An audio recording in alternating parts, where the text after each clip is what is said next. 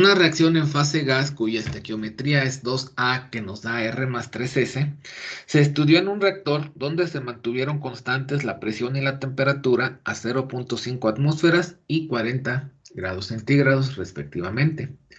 El volumen inicial fue de 0.1 metros cúbicos. El reactivo se alimentó con 70% de inertes. Los datos experimentales que se obtuvieron pues se muestran en la tabla. Tenemos datos de la concentración del producto S a distintos tiempos. Inciso A, determine los parámetros cinéticos de la ecuación de velocidad de reacción, que es lo que vamos a resolver en este momento. ¿Sí? Entonces, ¿cómo podríamos resolver esto? O sea, encontrar los parámetros cinéticos. En primera, pues vamos a ver que la reacción se lleva a cabo en fase gas. O sea, vamos a anotar eso porque es importante. La reacción ocurre en fase gas a presión constante.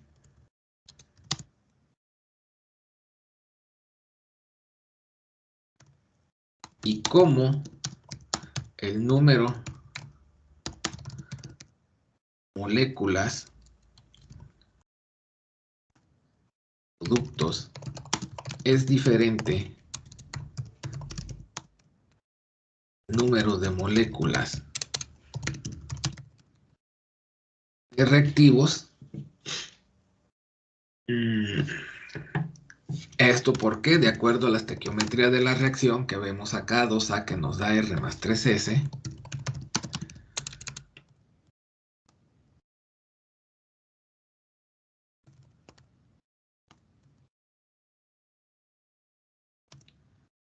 Sí, aquí vamos a hacer esto más grande porque está un poco chico. No veo bien. Es diferente el número de moléculas de reactivos de acuerdo con la estequiometría de reacción. Entonces, el sistema es de densidad, podemos ponerle entre paréntesis volumen también, variable. Y entonces, pues vamos a tener lo siguiente, o sea, estos datos que tenemos de tiempo contra concentración de S, la concentración de S la vamos a convertirla, valga la redundancia, a conversión del reactivo limitante, ¿sí? Entonces vamos a decir que los datos experimentales de S deben transformarse a conversión del reactivo limitante, o sea, a XA. Y para esto vamos a considerar que se sabe, vamos a decir que ya lo sabemos, aunque a lo mejor no lo sabemos muy bien todavía, que en términos de la conversión para un sistema de densidad variable, la concentración del producto S va a ser igual a CA0 por MS más S sobre A por XA entre 1 más epsilon A XA, donde vamos a reducir ahorita términos. MS es una relación molar de producto S con, una relación molar inicial del producto S con respecto al reactivo limitante, que en este caso yo lo podría escribir como CS0 entre C a 0, de esta manera. Y como al principio de la reacción CS es igual a 0, entonces esto pues podemos decir que es igual a 0. Por ese motivo, S sobre A es la relación de coeficientes estequiométricos. El coeficiente estequiométrico de S es 3, el coeficiente estequiométrico de A es 2. ¿Sí? Entonces así lo vamos a sustituir. Lo vamos a sustituir así por este momento y vamos a ver qué se obtiene. Tenemos que determinar todavía epsilon A y CA0. Sí, pero pues parcialmente podríamos decir que esta CS0 sería igual, esto ya lo cancelo porque vale 0, ¿verdad? Entonces lo voy a quitar de aquí. Por otra parte, S sobre A sería 3 sobre 2. Lo podría dejar expresado así como 3 medios o bien pues escribirlo como 1.5, ¿no? Como ustedes lo prefieran. ¿Sí? Nada más así es 3 sobre 2. Y con eso yo puedo tener ACS en función de la conversión. Entonces, lo vamos a sustituir mejor ya como 1.5 para facilitar el despeje más adelante. Pues que CS sería igual a 1.5 por CA0 por XA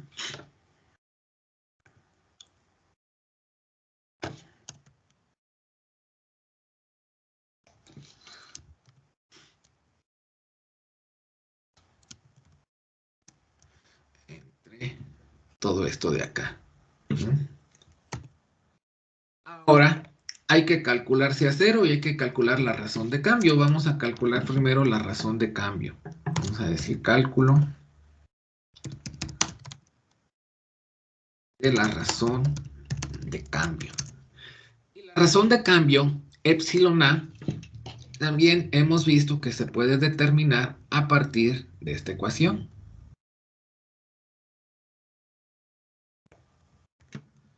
Donde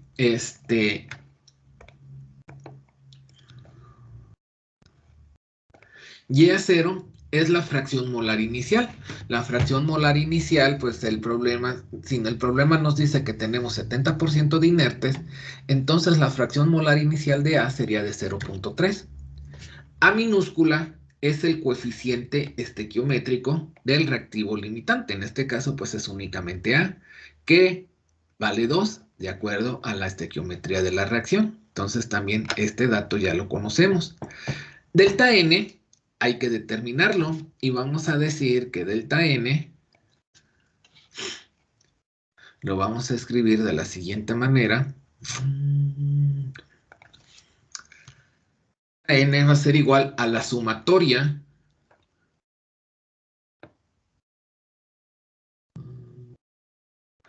vamos a ponerle así, sumatoria de los coeficientes estequiométricos de los productos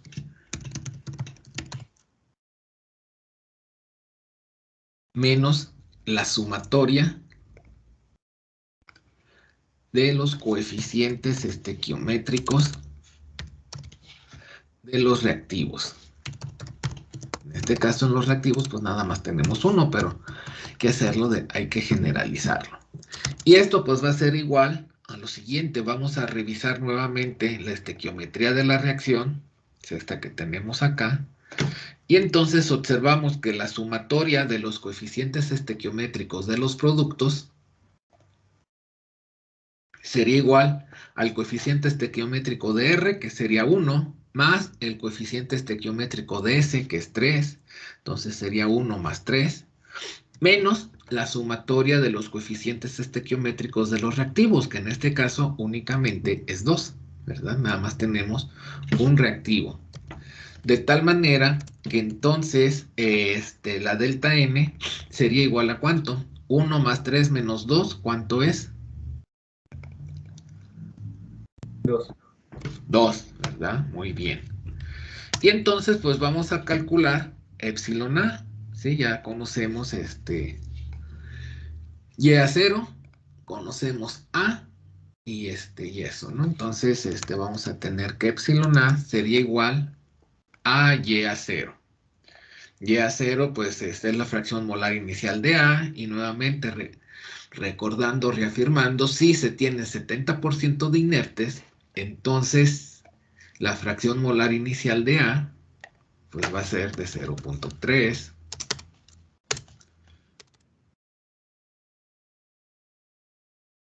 Delta N es lo que se acaba de determinar, que vale 2. Y a minúscula, el coeficiente estequiométrico de A, pues vemos también que vale 2.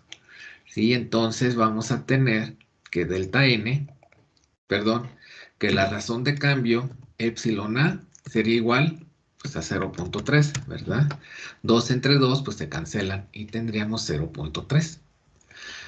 Muy bien, ahora hay que determinar, ya tenemos epsilon A, nos hace falta la concentración inicial de A. Vamos a hacer ese cálculo. Vamos a decir que el cálculo sea 0.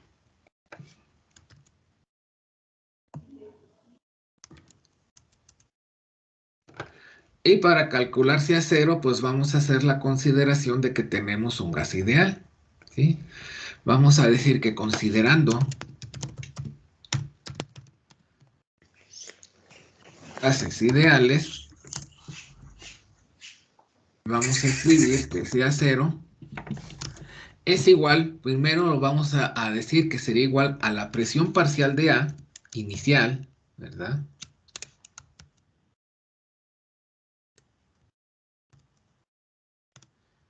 Entre R por T. Y decimos, o también podemos escribirlo, que la presión parcial inicial de A sería igual a la presión total. Vamos a colocarle un subíndice T para reafirmar que es la presión total, ¿sí? Por Y a 0 entre R por T.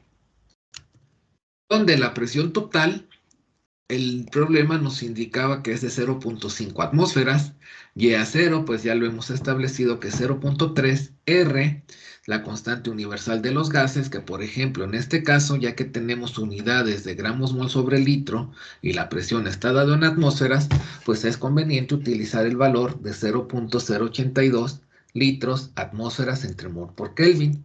Y la temperatura, pues bueno, hay que sustituirla en Kelvin. 40 grados centígrados en Kelvin, ¿cuánto es?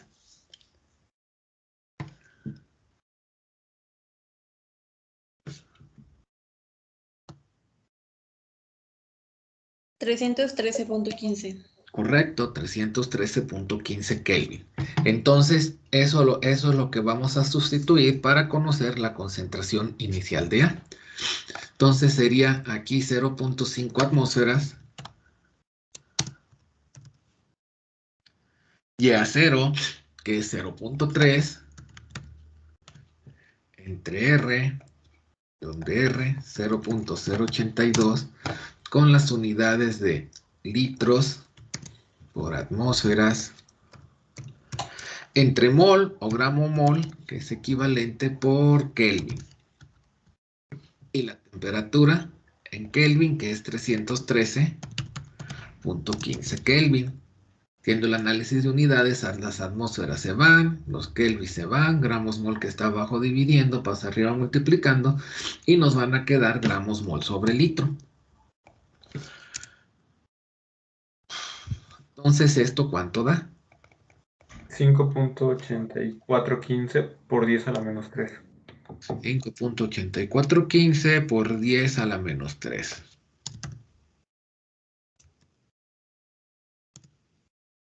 Y va a tener unidades de gramos mol sobre litro.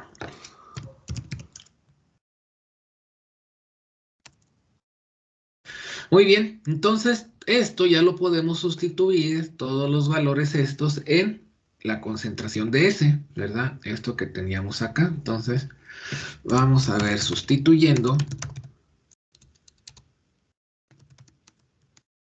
S, ¿en cuál? En esta, que ya habíamos, pues, trabajado parcialmente, ¿verdad? Entonces vamos a tener que CS sería igual a 1.5. Vamos a tener que realizar esa operación todavía para reducir aún más términos por C a 0, donde C a 0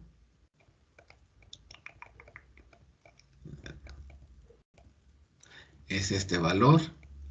Bueno, no lo voy a escribir con unidades, ¿no? Por el momento, de todas formas, pues sí, ya sabemos cuánto sería ese valor, ¿no? Pero las unidades que sean gramos mol sobre litro, y epsilon A, que habíamos determinado anteriormente, que era de 0.3, como vemos aquí, 0.3 por XA. Entonces ya nada más para completar, bueno, CS sería igual a, ¿cuánto da 1.5 por 5.8415 por 10 a la menos 3? 8.7623 por 10 a la menos 3. 23 por 10 a la menos 3, muy bien.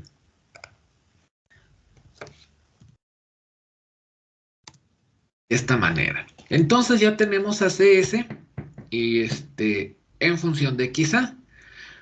Lo que seguiría a continuación es estos datos que tenemos aquí, convertirlos a XA, o sea, de aquí tendríamos que despejar XA, quizá el despeje no sea directo, pero ustedes en su calculadora pues ya podrían encontrar ahí la raíz, ¿verdad? Ahí y darme esos valores. Y entonces tenemos que construir una tabla donde a partir de estos datos que tenemos aquí, calculemos los valores de CS. Está completa, así que...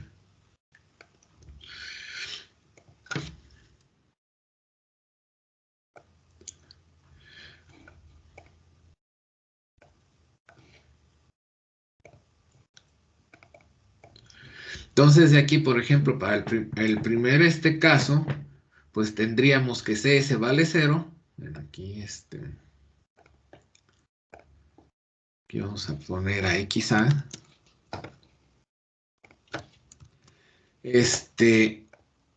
Vale 0, pues la conversión va a ser 0, ¿verdad? Pero para el siguiente tenemos que CS vale 0.0013, entonces de aquí habría que despejar y calcular XA. Vayan haciendo los cálculos y díganme cuánto obtienen.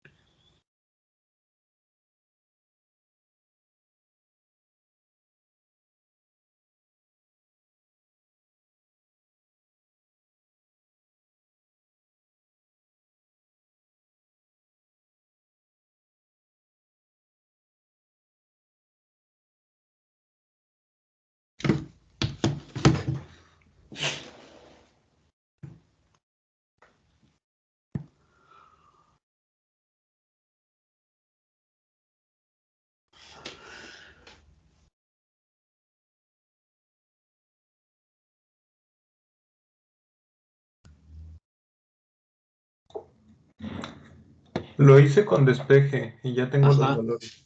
A ver cuánto te da. En el primero, 0.0044, Ok. 0.0068, Bien. 0.0099, Ok. 0.013, ¿Pero qué? 0.13, 13. Ok. 0.0147, 57. 47. 47. Ok. Después, 0.0154, 154. 0.0154. Ah. Falta el cero. 154. Y después 0.0168. Ok. Creo que por ahí a lo mejor tienes mal ahí un despeje porque están muy bajos los valores.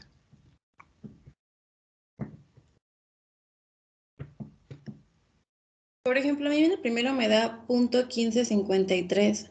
Puede ser. A ver.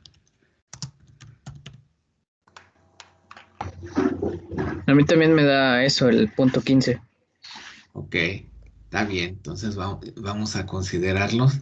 Ahí has de tener mal ahí un punto decimal, Matthew. Sí, ahorita lo checo. Sí. Y luego los que siguen.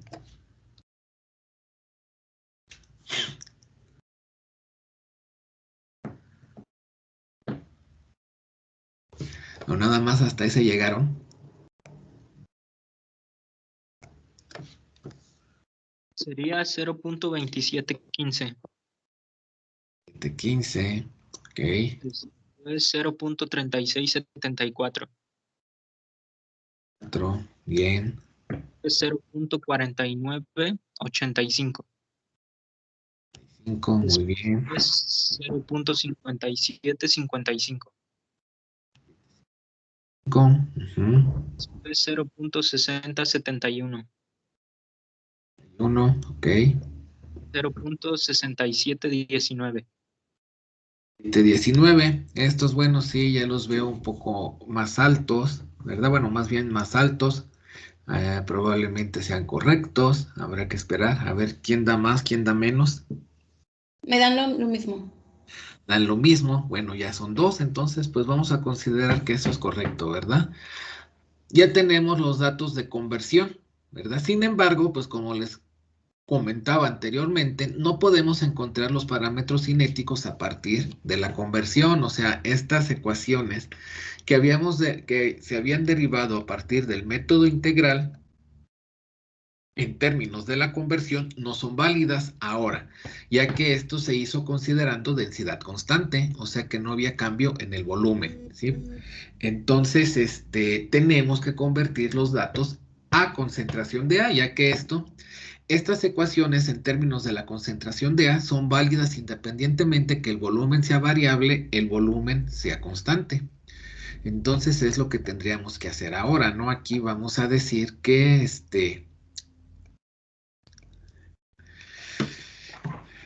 otra vez decimos que se sabe en términos de la conversión o en términos de XA.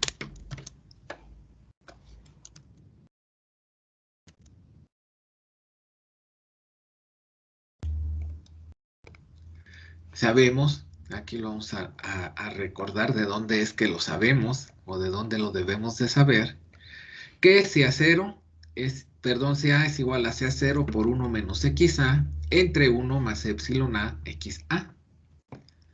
¿Sí? Entonces lo vamos a anotar de esta manera. Y ya conocemos CA0, conocemos epsilon A, entonces los vamos a sustituir directamente, ¿verdad?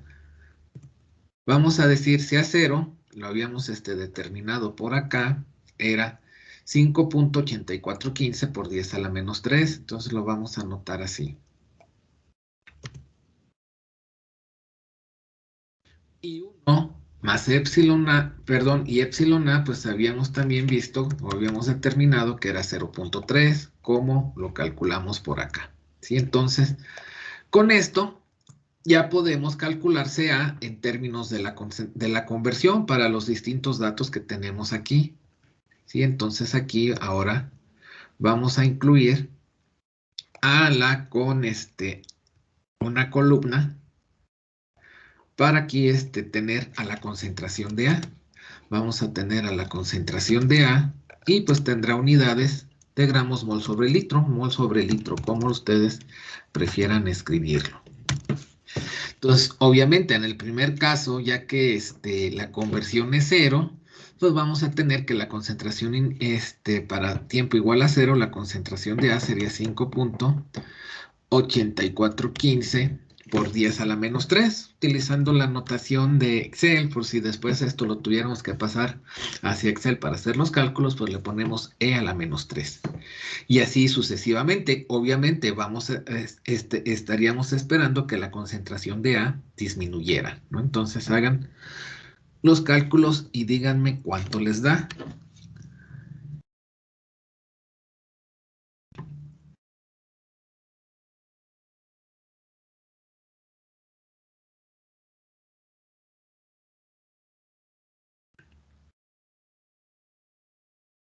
A ver, para ponerlos más nerviosos, se puede ver David Domínguez.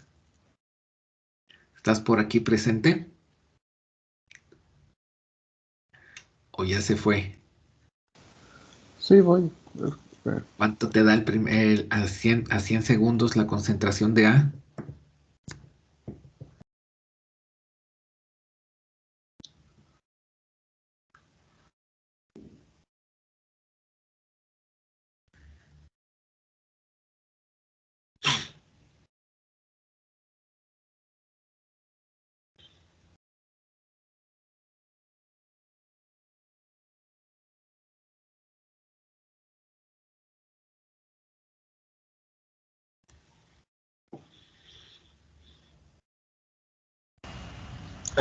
Creo que en el primero me da 0.0047. Ok, 0.0047.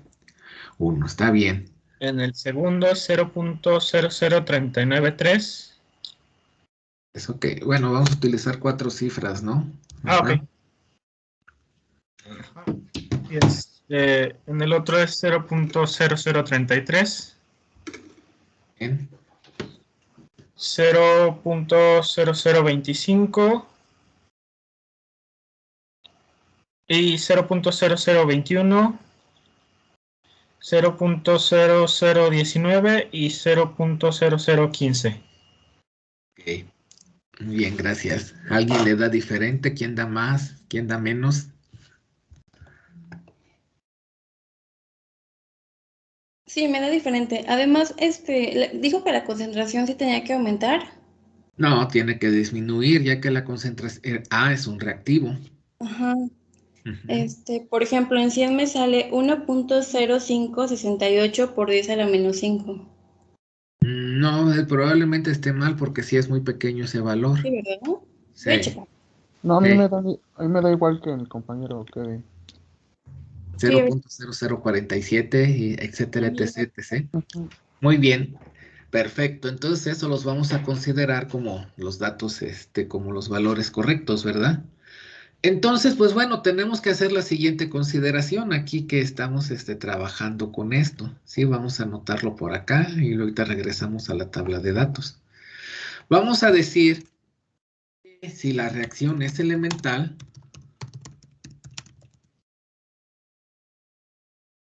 la ecuación de velocidad de reacción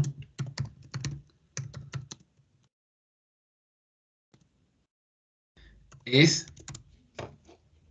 recordando por acá en la ecuación estequiométrica, que nos da el problema, dice 2A que nos da R más S, por consiguiente sería una ecuación de segundo orden que nos quedaría R sobre A, que sería igual a menos dSA en dt. Esto sería igual. ¿Cómo quedaría? Si la reacción es elemental.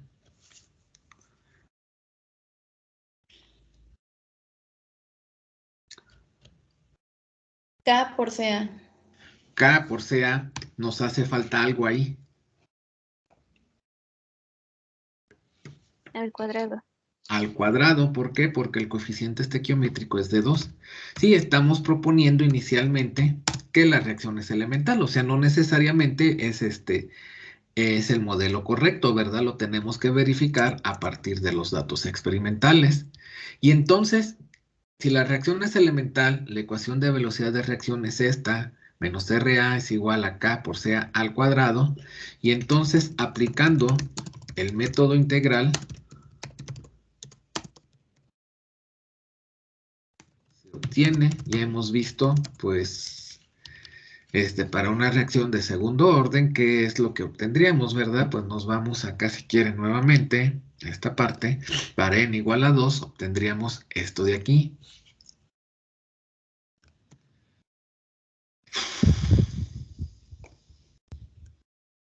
Donde 1 menos CA, 1 sobre CA menos 1 sobre CA0 vendría siendo Y, K, la pendiente, y T sería X, ¿verdad? Entonces, la tabla de datos experimentales le agregaría una columna aquí en esta parte.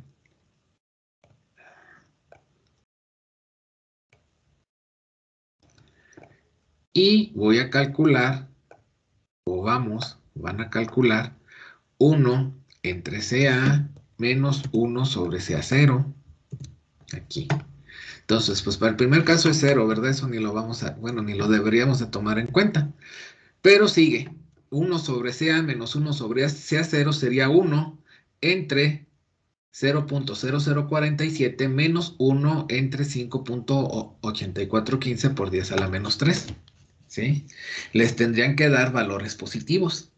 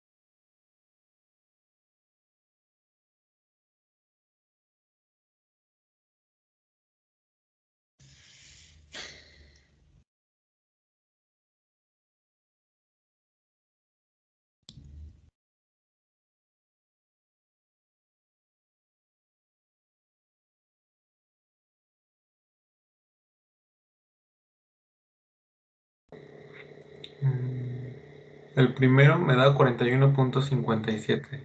41.57. 71. Bien. ¿Qué sigue? ¿Sí le suena razonable? Sí, sí, porque como estos valores de acá son muy pequeños. Ok. Ajá. Entonces, 85.2213.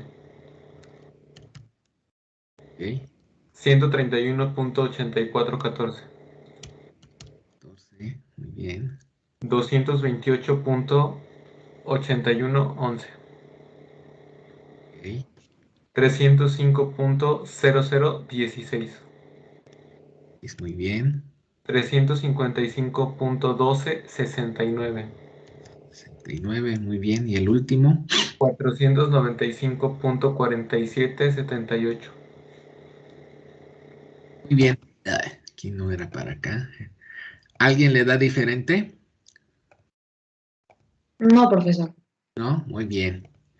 Entonces, pues bueno, ¿qué tendríamos que hacer? Vamos a decir que haciendo regresión lineal o Al graficar, aunque no lo grafiquemos textualmente, ¿verdad? Al graficar tiempo, que tiempo vendría siendo X contra 1 sobre CA menos 1 sobre CA0, que vendría siendo Y,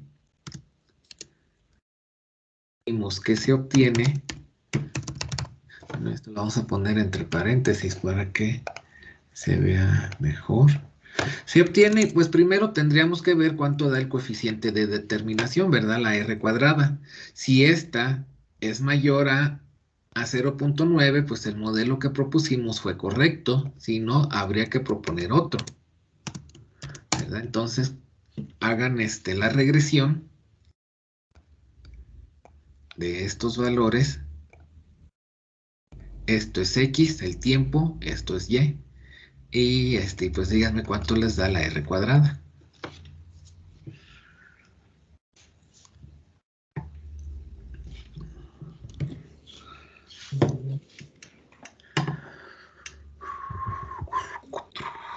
La R me da 0.9925.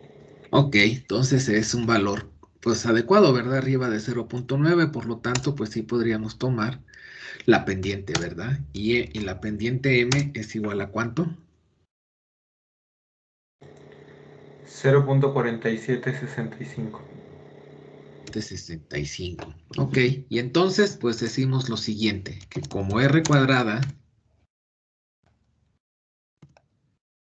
es mayor a 0.9, el modelo propuesto es correcto. Y entonces vamos a tomar aquí, vamos a ver hacia acá, que la pendiente es igual a la constante, ¿verdad? Entonces es correcto, por lo tanto,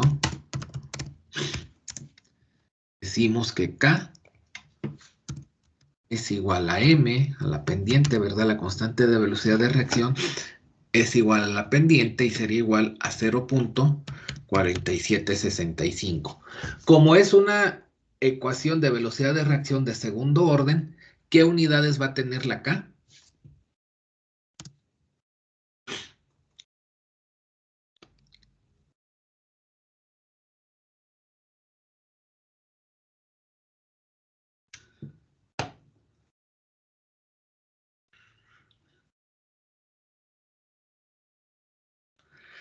Eso es importante, ¿verdad? Todo lo que ya llevamos ahí, una hora que llevamos de trabajo, si no escribimos las unidades de manera correcta, pues ya podemos decir que no ha servido de nada, ¿no? ¿Qué unidades tendría acá? Segundos a la -1. No, ya que segundos a la -1 es cuando el orden de reacción es 1. Aquí el orden de reacción es 2.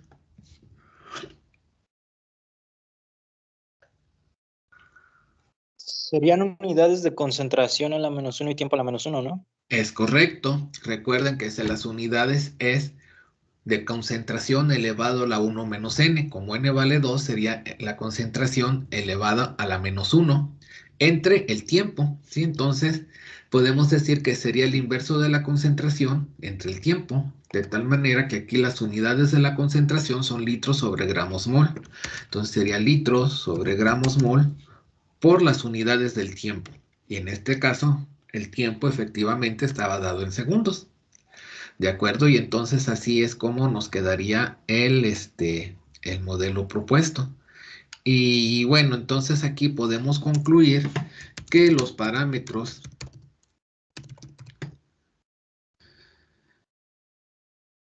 cinéticos de la ecuación de velocidad de reacción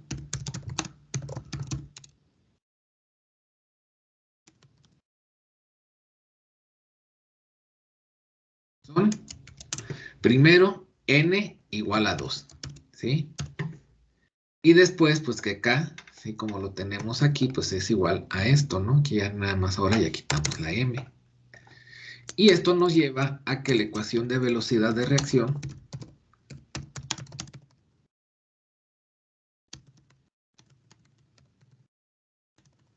es, y aquí yo lo escribo pues ya simplemente como menos RA, que es igual acá, en este caso sería 0.4765 por CA al cuadrado.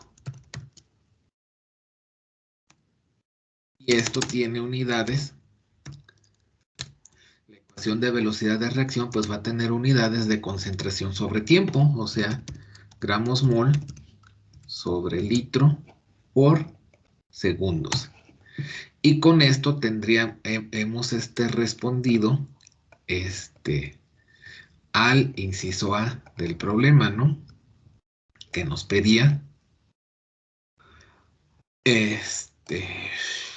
los parámetros cinéticos de la ecuación de velocidad de reacción. Sí, y por ejemplo aquí, pues bueno, ya existen algunos programas así desarrollados que nos permitirían conocer estos parámetros así directamente. Vamos a ver aquí un caso, por ejemplo, bueno, no le entiendo mucho. Podría ser aquí nada más que... esto no es densidad constante. Sería, bueno, no es densidad constante, densidad variable en función de datos de volumen. Pues bueno, no tenemos datos de volumen. Aquí, bueno, no nos serviría mucho este programa. Densidad variable en función de datos de presión tampoco. Sí, porque aquí tendríamos que anotar tiempo contra volumen. No tenemos volumen, sino tendríamos o la concentración de A o la conversión. Pero, por otra parte, pues quizá aquí, adecuándome a esto, pudiera tener reacciones unimoleculares, a lo mejor densidad constante, pero en función de la concentración, que eran los datos que ya había calculado, que ya habíamos determinado previamente. Aquí, por ejemplo, en esta columna podría anotar lo que es el tiempo y la concentración de A, ¿verdad? Y veríamos qué es lo que ocurre. Aquí vamos a anotarlos. Creo que se pueden copiar así directamente. Tiempo.